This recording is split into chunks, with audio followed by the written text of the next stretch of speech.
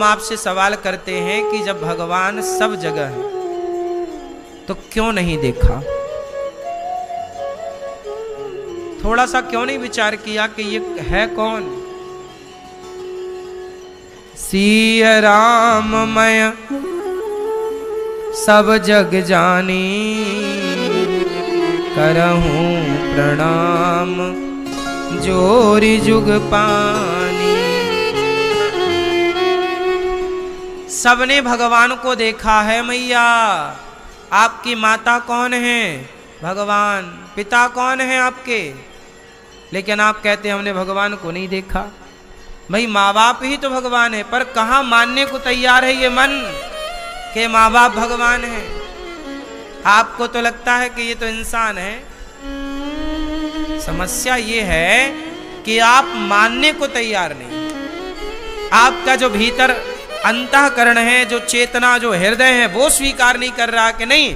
आप कह रहे हैं नहीं ये भगवान कैसे हो सकता?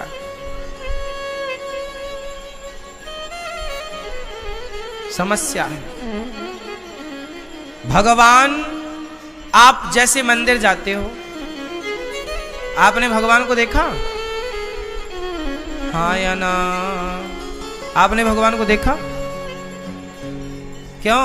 आपने भगवान को देखा दादाजी? आपने भगवान को देखा? नहीं, नहीं देखा इन्होंने। आपने भगवान को देखा भैया? आप लोग मंदिर जाते हो, जाने के बाद भी कहते हो हमने भगवान को नहीं देखा। आप लोग कहते हो कि ये मूर्ति है, ये भगवान थोड़ी है। सुनो, मूर्ति वूर्ति कुछ नहीं होती, भगवान ही होते। प्रहलाद के लिए खंबे से प्रकट भय थे कि नहीं? नरसिंह भगवान। फिर यदि प्रहलाद जी के लिए खंबे से प्रकट हो सकते हैं तो आपके लिए मूर्ति से प्रकट क्यों नहीं हो सकते? आपकी भक्ति प्रहलाद जैसी तो हो। कमी हम में है और हम दोष मंदिरों को देते रहे, यार यहाँ तो पत्थर की मूर्ति है, ये तो मूर्ति हुई, भगवान थोड़ी है। नहीं, मूर्ति मूर्ति नहीं है, ये साक्षात अर्चा विग्रह है, अर्चावतार है। कौशल्या के यहाँ पे राम अवतार लेकर आए, यशोदा के यहाँ कृष्ण अवतार लेकर आए, तो गौरी गोपाल में भी भगवान लक्ष्मी नारायण यह अवतार लेकर ही तो आए जो बैठे हैं ऊपर। ये कोई पत्थर छोड़ी है, ये भगवान है। ये सब कुछ सुन रहे हैं, सब कुछ देख रहे हैं, पर खड़े मुस्कुरा रहे हैं। हमें इनकी सेवा करनी है। ये अर्चा अवतार के रूप में सदा हमारे साथ है, भगवान है ये। अब मानो तो गंगा माहू, ना मानो तो बहता, तो मानने की बातें हैं। कोई दुर्योधन तो बिल्कुल नहीं मानने को तैयार। साक्षात श्री कृष्ण को उसने भगवान कहाँ माना? दुर्योधन ने। साक्षात राम को रावण ने भगवान कहाँ माना? नहीं मानने वाला तो साक्षात राम को भी भगवान नहीं माना रावण ने। नहीं मानने वाला तो साक्षात कृष्ण को भी भगवान नहीं माना शिशुपाल ने, दुर्योधन ने, शकुनी ने। और मानने वाले ने, उसी लंका में रहने वाले विभीषण ने राम को भगवान मान लिया। हनुमान जी भगवान मान के पूजा करते हैं। ये तो मैया दुर्योधन नहीं मान पाया, लेकिन अर्जुन मान गए। बोलो हाँ, अर्जुन को दिख गया कि ये भगवान है। इसलिए सब में कहाँ भगवान है ये कोई नहीं जानता मेरी माँ। भगवान जब कृपा करते हैं तब ऐसी बुद्धि बनती है कि हम ईश्वर को जान पाएं, समझ पाएं, वरना तुम्हारे बुद्धि से कुछ नहीं जान पाओगे। इसलिए अपने आप को समर्पित करो, प्रभु कृपा करो कुछ समझ में आए, वरना तुम यही कहते मर जाओगे कि अरे भगवान दिखते थोड़ी हैं। एक सज्जन बोले कि भगवान हैं तो दिखते क्यों नहीं? अरे भैया दिख तो रहे हैं, तुम्हारी फूटी हैं तो हम क्या करें? दिख तो रहे हैं भगवान। जो लोग कहते हैं कि भगवान हैं तो दिखते क्यों नहीं? क्यों भैया बताओ, भगवान दिखते हैं कि नहीं? बोलो मेरी माँ, माँ दिख रही है कि नहीं? बोलो। पिता दिख रहा है कि नहीं? तो हमारे वेदों में क्या लिखा है? मातृ देवो भव, पितृ देवो भव। माँ बाप भगवान है। गुरु ब्रह्मा गुरु विष्णु, गुरु को भगवान कह रहे हैं कि भाई जो आपको भगवान तक पहुंचाए। भगवान मतलब ये है कि व्यक्ति भगवान नहीं है, व्यक्ति के भीतर भगवान है। अब आपको सबको उसी दृष्टि से देखना चाहिए कि सब भगवान है। नहीं समझ में आई? अब प्रश्न खड़ा हुआ कि सब भगवान हैं तो फिर गधे की पूजा क्यों नहीं करते, कुत्ता की पूजा क्यों नहीं करते? सबकी पूजा करनी चाहिए। नहीं,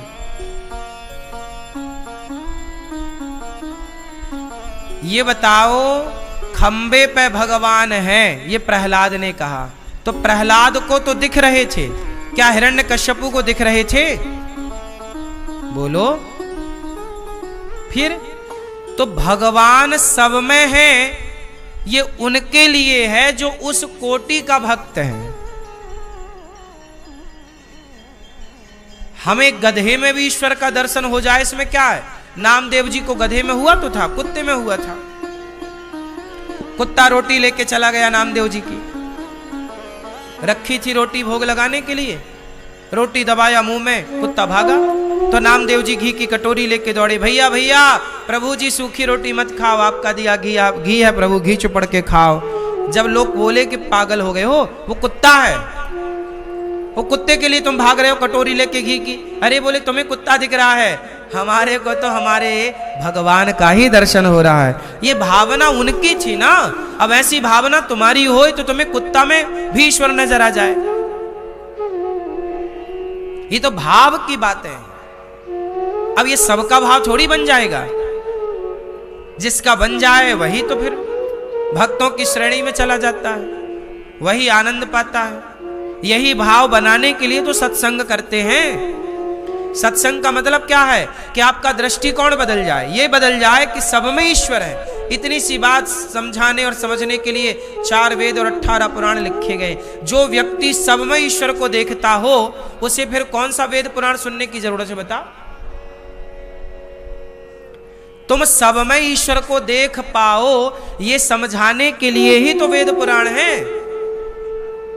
अब प्रहलाद जी को तो दिख रहे हैं भगवान, फिर उन्हें कोई पुराण वेद की कहां जरूरत है?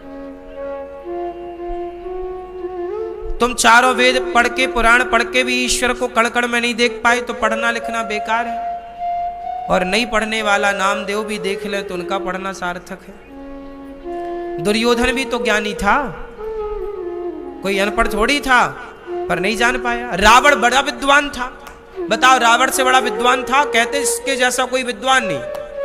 वेद पढ़ाने ब्रह्मा जी आते हैं रावण के घर, शंकर जी खुद आते हैं अपना अभिषेक करवाने। आप लोग सावन के महीने में माटी के शंकर जी बनाते हो, शिवलिंग, परंतु सावन आता ना तो रावण के घर में साक्षात कैलाश से शंकर जी आते, खुद आते बैठाता रावण शंकर जी को, साक्षात शंकर जी को, और उनके सिर पर श्रृंगी से और दूध से और पानी से और अभिषेक करता रावण। शंकर जी साक्षात बैठे हैं और रावण मंत्र पढ़ता, अभिषेक चल। इतना बड़ा ज्ञानी।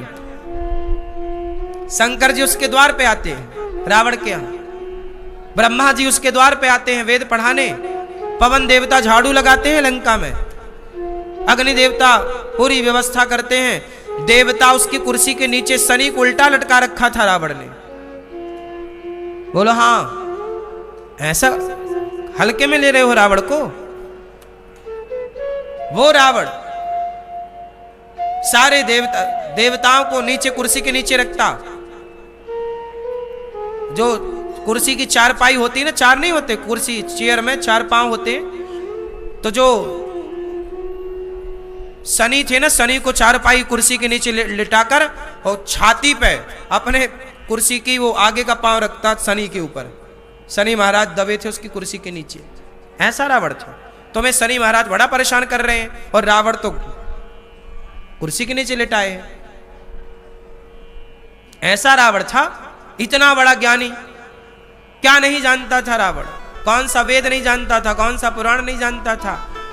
इतना बड़ा अर्थशास्त्री था कि सोने की लंका थी। भाई पैसा है मतलब बुद्धिमान तो था ही ना, सोने की लंका है। लेकिन वो रावण भी राम को नहीं जान पाया। वो रावण भी राम को, बोलो मेरी मां, वो रावण भी राम को नहीं जान पाया। सोचो। और उसी के लंका में रहने वाली एक त्रिजटा थी, त्रिजटा नाम राक्षसी एका राक्षसी थी, वो भी लंका में रहती थी, वो भी लंका की रोटियां खाती थी। लेकिन वो त्रिजटा जो कि बिल्कुल पढ़ी लिखी नहीं थी, रावण जितना कौन था, अनपढ़ थी, लेकिन वो त्रिजटा राम को जान गई, सीता को जान गई कि ये जगत जननी है। त्रिजटा सीता मैया के साथ अच्छा व्यवहार करती, वो जान गई कि ये सीता मैया त्रिजटा को माता कहती। लंका में एक त्रिजटा ही थी जो सीता मैया का दुख दर्द थोड़ा समझती थी और वो समझाती रहती थी। ये विभीषण की बेटी है, ये विभीषण की बेटी है। सपने बानर लंका जारी, जात उधान सेना सब मारी। ये त्रिजटा ही सपना सुना रही है कि सपने बानर लंका जारी, जात उधान सेना सब मारी। तो त्रिजटा महिला है, स्त्री है, कम पढ़ी लिखी है, लेकिन वो राम को जान गई, सीता को जान गई कि जगत जननी है, जगदम्बा है। और रावण इतना बड़ा ज्ञानी होके राम को नहीं जान पाया, कहता है तू तो वनवासी है। अब बताओ, जिन राम को, अरे और तो रावण की छोड़ो, शंकर जी की पत्नी, मैंने पहले दूसरे दिन कथा सुना दी आपको ये बात। शंकर जी की पत्नी माता सती राम की लीला पर संदेह खड़ा करती है कि ये राम नहीं हो सकते। अब बता, जिन्हें शंकर जी की पत्नी ना जान पाई सती, उन्हें भला हम और आप कितना जानेंगे मेरी मां। हम और आप तभी जान सकते हैं जब खुद राम दया करे, राम कृपा करे।